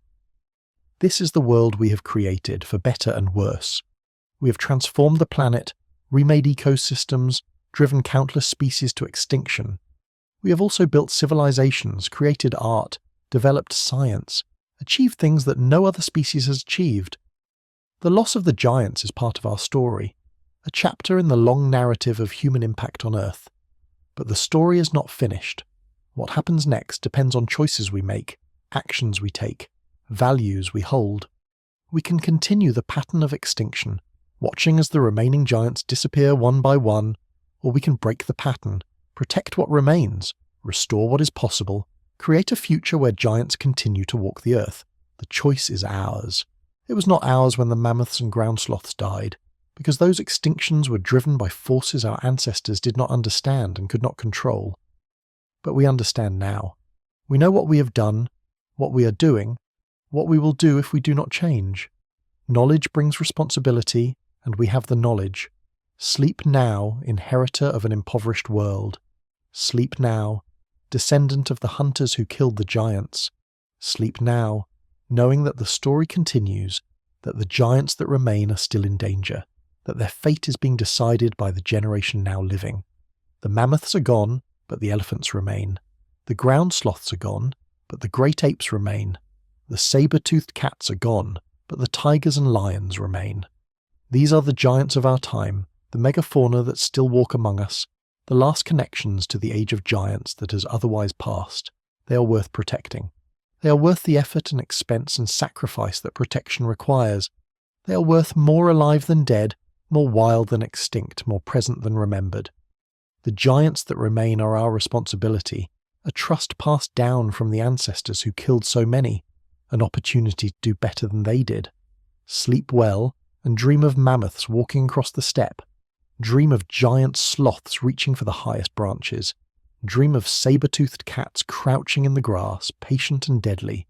Dream of a world of giants, the world that was, the world that might have been, the world that exists now only in dreams and memories and fossils.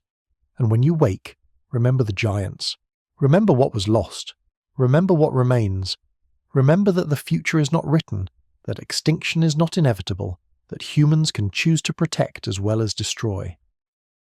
But linger a while longer, for there are final thoughts to share as the night deepens and sleep approaches. Let me tell you about the wonder of it all, the sheer improbability that giants ever existed, that they walked the same earth we walk, that for a brief moment in geological time, the world was full of creatures that seem impossible. Evolution produced giants again and again. Whenever conditions allowed, whenever ecosystems supported them, large animals evolved. Giant reptiles dominated the Mesozoic era for over 100 million years. When the dinosaurs died, mammals evolved to fill the empty niches, producing their own giants within a few million years. When continents became isolated, each produced its own megafauna, unique forms shaped by local conditions. Life tends toward giants when nothing prevents it. Why do giants evolve? Large size brings advantages. Large animals have fewer predators. They can access food resources that smaller animals cannot reach. They can travel farther between food patches, water sources, and mates. They can survive periods of scarcity by storing energy in their massive bodies. Giants are not accidents. They're evolutionary solutions to the challenges of survival. But giants are also vulnerable. They reproduce slowly. They need large territories. They cannot hide from threats or flee quickly from danger. When conditions change, when new predators appear, when resources become scarce, giants are often the first to suffer. The same size that protected them from ancient threats makes them vulnerable to new ones. Humans were the new threat that giants could not survive. We were something evolution had not prepared them for, a predator that attacked with technology, that coordinated through language, that could track prey across continents and generations. The giants had faced predators before, had evolved defenses against lions and wolves and eagles, but they had never faced anything like us. And so they fell, continent by continent, island by island, species by species. The giants that had dominated the planet for millions of years vanished in geological instants. Their long reigns ended by a single species that had existed for only a few 100,000 years. We were the meteor that struck the Megafauna, the ice age that they could not survive. The wonder is not just that giants existed, but that we knew them. Our ancestors walked with mammoths, hunted ground sloths, feared saber-toothed cats. These were not distant creatures known only from fossils. They were present realities, daily encounters, sources of food and danger and awe. The giants were part of human experience in ways that dinosaurs never were.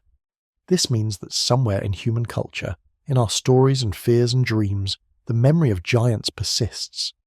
The monsters of mythology, the dragons and behemoths and titans, may be distorted memories of real creatures our ancestors knew. The fascination with large animals that appears in every human culture may reflect our evolutionary history alongside megafauna. We are shaped by the giants, even though most of them are gone. Let me tell you about the silence that replaced the thunder of giants. The mammoth steppe was not quiet. It rang with the calls of mammoths, the howls of wolves, the trumpeting of horses, the rumble of bison herds. It was alive with sound in ways we can barely imagine, a symphony of megafauna that had played for millions of years. Then it fell silent. The mammoth calls stopped. The dire wolf howls ceased. The thunder of giant herds faded to nothing.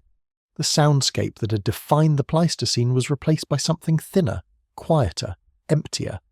We live in that silence now. The world we know is the world after giants, the world of small sounds and empty spaces. We have never heard the mammoth's rumble, the ground sloth's whatever sound it made, the calls of the creatures that our ancestors knew. We are heirs to a silence we do not recognize as silence, because we have never known anything else. But the silence is incomplete. In Africa, elephants still call across the savannah. In the ocean, whales still sing their complex songs. In the forests of the Congo, gorillas still beat their chests. The remaining giants still make their sounds, still fill their corners of the world with voices that echo across millions of years. These sounds are precious. Each elephant call, each whale song, each roar of a tiger connects us to the age of giants, maintains a thread that stretches back to the Pleistocene and beyond. When these sounds stop, when the remaining giants fall silent, we will lose something that can never be recovered. Let us not let them fall silent. Let us not complete the extinction our ancestors began. Let us preserve the voices of the giants, for their sake and for ours. The night is very deep now, and sleep is very close. The giants of the past have faded into memory, into fossil and story and dream. The giants of the present continue their lives, unaware of the danger they face, unaware that their survival depends on a species that has already destroyed so many like them. But you have heard the story tonight. You understand what was lost and what remains. You carry the knowledge that can make a difference. The awareness that the remaining giants need protection, the understanding that their fate is connected to our choices. This knowledge is itself a kind of power. Every person who understands the story of the giants is a potential advocate for their survival. Every person who cares about elephants and whales and tigers is a voice for their protection. Every person who rejects the pattern of extinction is part of breaking that pattern. You are part of that now.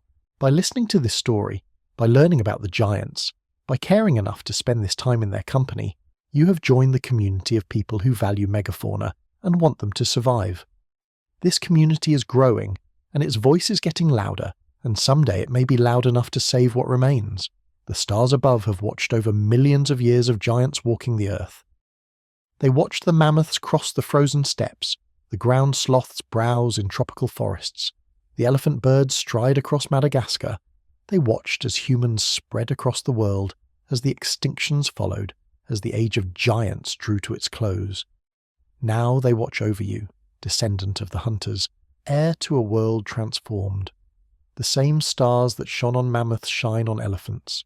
The same moon that lit the hunts of your ancestors lights the savannas, where elephants still walk tonight. There is continuity in that light, a connection across time that links you to everyone who has ever lived, to every creature that has ever walked beneath these stars. The giants of the past and the giants of the present share that light with you. You're all made of the same elements, forged in the same stars, part of the same unfolding story of life on Earth. Tomorrow that story continues. The elephants will wake and begin their day, searching for food and water, caring for their young, living their lives as elephants have lived for millions of years. They do not know they are endangered.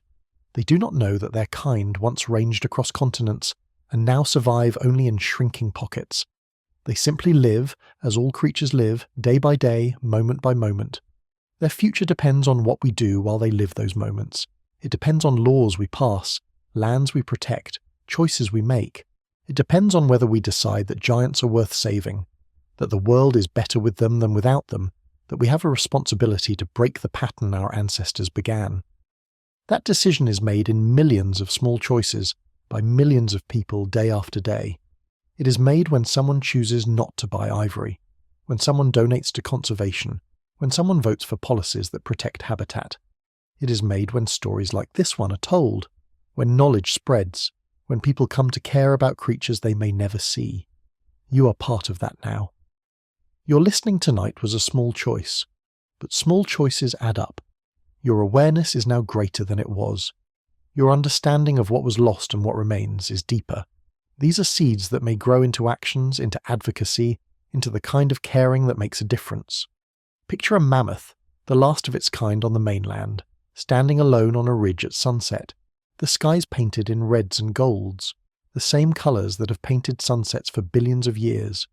The mammoth's shaggy coat ripples in the wind, its tusks catch the fading light, its eyes, wise and weary, look out over a world that is changing. It does not know it is the last. It only knows that it is alone, that the others are gone, that something is wrong in a way it cannot understand. It has walked for days looking for its kind and found nothing.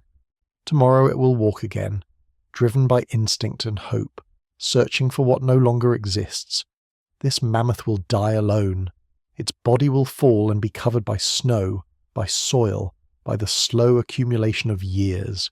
Thousands of years later, scientists will find its bones and piece together its story. They will know that it was among the last, that it lived at the end of an era, that it walked the earth when the age of giants was drawing to its close. But tonight it is still alive. Tonight it still breathes the cold air, still feels the wind in its fur, still carries the spark of life that has been passed down through millions of generations of mammoths. Tonight, for one more night, it is not extinct. It is simply alone. This is the moment we must remember. Not the extinction as a completed fact, not the fossils in the museum, but this moment, this last mammoth standing alone at sunset, alive but doomed. The final flicker of a lineage that had burned for millions of years. The elephants of today may face the same moment if we are not careful. The last elephant, the last rhinoceros, the last tiger, each may stand alone someday, the last of their kind, looking out over a world that no longer has room for giants. Let us not let that happen. Let us be the generation that said no to extinction. Let us be the ones who broke the pattern. Let us give the giants a future. The mammoth is gone, but its message remains. Extinction is real, it is permanent, and it can happen to any species, even the largest, even the most magnificent. The world turns slowly through the night, carrying you toward morning, carrying the elephants toward another day, carrying the whole great story of life forward into whatever comes next. You are part of that story now. You know about the giants. You understand what happened to them. You carry their memory and their hope, the memory of those that died and the hope of those that remain. This matters. Knowledge matters. Caring matters. You matter. For millions of years, giants shaped the world. They grazed the grasslands into existence. They dispersed the seeds that became forests. They dug the waterholes that sustained ecosystems. The earth we inherited was sculpted by animals so large that their footsteps shaped the landscape. Their bodies shaped the climate. Their lives shaped the lives of countless other species. That shaping continues today, wherever giants remain. Elephants still dig waterholes. Whales still cycle nutrients through the ocean. The giants that survive still do the work that giants have always done, maintaining the ecosystems that all life depends upon. When the last giants die, that work will stop. The cycles they maintained will break. The ecosystems they supported will change into something diminished, something impoverished, something less than what the world can be. We are not just saving giants for their own sake. We are saving the world they maintain, the functions they perform, the ecological work that only giants can do. In saving them, we save ourselves. Sleep now, understanding this connection. Sleep now, knowing that the giants need us and we need them. Sleep now, part of a web of life that stretches back billions of years and forward into an uncertain future. The giants walked the earth for millions of years before humans existed. With care and commitment, they may walk it for millions of years after we are gone. That is the gift we can give them, a future. That is the gift they give us, a richer world. The exchange is fair. The partnership is possible. The future is ours to shape. Sleep well, partner of giants. Sleep well, shaper of futures. Sleep well, and wake to a world still full of possibility. The night is ending. The story continues. The giants wait. Good night. Somewhere tonight, an elephant sleeps standing up, surrounded by her herd, protected by the watchfulness of matriarchs who remember water sources and danger zones and the paths their grandmothers walked. She does not know that her kind once numbered in the millions, that her ancestors walked from Africa to Asia to Europe, that mammoths, her cousins, once ranged across the frozen north. She knows only this night, this herd, this moment of rest before tomorrow's journey. Somewhere tonight a whale drifts in the deep ocean, resting half its brain while the other half keeps it alive, surfacing to breathe and then sinking again into the dark water. It does not know that its ancestors were hunted nearly to extinction, that its kind were saved by laws passed by creatures it has never seen. It knows only the ocean, the songs of other whales, the slow rhythm of a life measured in decades and migrations. Somewhere tonight, a tiger lies in the forest, its stripes blending with the shadows, its belly full from a recent kill. It does not know that fewer than 4,000 of its kind remain, that its habitat shrinks every year, that its survival depends on fences and guards and the decisions of governments.